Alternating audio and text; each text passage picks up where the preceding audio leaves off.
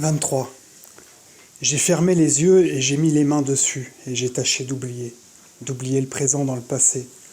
Tandis que je rêve, les souvenirs de mon enfance et de ma jeunesse me reviennent un à un, doux, calmes, riants comme des îles de fleurs sur ce gouffre de pensées noires et confuses qui tourbillonnent dans mon cerveau.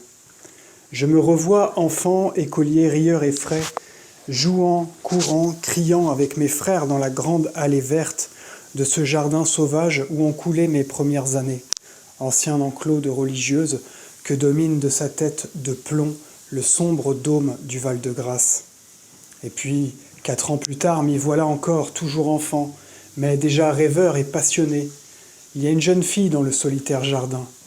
La petite Espagnole, avec ses grands yeux et ses grands cheveux, sa peau brune et dorée, ses lèvres rouges et ses joues roses, l'Andalouse de 14 ans, Pepa.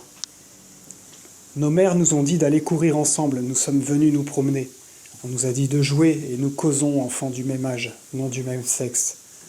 Pourtant, il n'y a encore qu'un an, nous courions, nous luttions ensemble. Je disputais à Pépita la plus belle pomme du pommier. Je la frappais pour un nid d'oiseau, elle pleurait.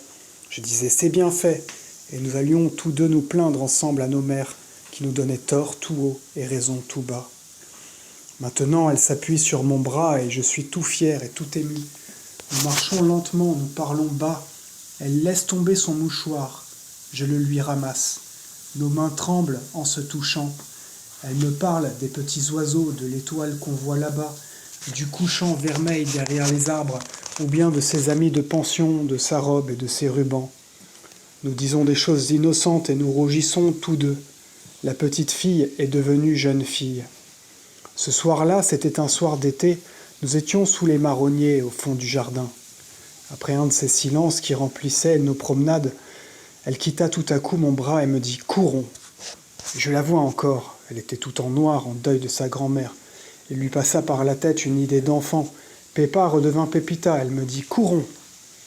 Et elle se mit à courir devant moi avec sa taille fine comme le corset d'une abeille et ses petits pieds qui relevaient sa robe jusqu'à la mi-jambe. Je la poursuivis, elle fuyait, le vent de sa course soulevait par moments sa pèlerine noire et me laissait voir son dos brun et frais. J'étais hors de moi. Je l'atteignis près du vieux puisard en ruine, je la pris par la ceinture du droit de victoire et je la fis asseoir sur un banc de gazon. Elle ne résista pas, elle était essoufflée et riait. Moi, j'étais sérieux et je regardais ses prunelles noires à travers ses cils noirs. « Asseyez-vous là, me dit-elle, il fait encore grand jour. Lisons quelque chose. Avez-vous un livre ?» J'avais sur moi le second tome des voyages de Spallanzani. J'ouvris au hasard, je me rapprochai d'elle. Elle appuya son épaule à mon épaule et nous nous mîmes à lire chacun de notre côté, tout bas, la même page. Avant de tourner le feuillet, elle était toujours obligée de m'attendre. Mon esprit allait moins vite que le sien. « Avez-vous fini ?» me disait-elle, que j'avais à peine commencé. Cependant, nos têtes se touchaient, nos cheveux se mêlaient, nos haleines peu à peu se rapprochèrent et nos bouches tout à coup. Quand nous voulûmes continuer notre lecture, le ciel était étoilé. « Oh, maman, maman, dit-elle en rentrant, si tu savais comme nous avons couru. » Moi, je gardais le silence. « Tu ne dis rien, me dit ma mère, tu as l'air triste. » J'avais le paradis dans le cœur.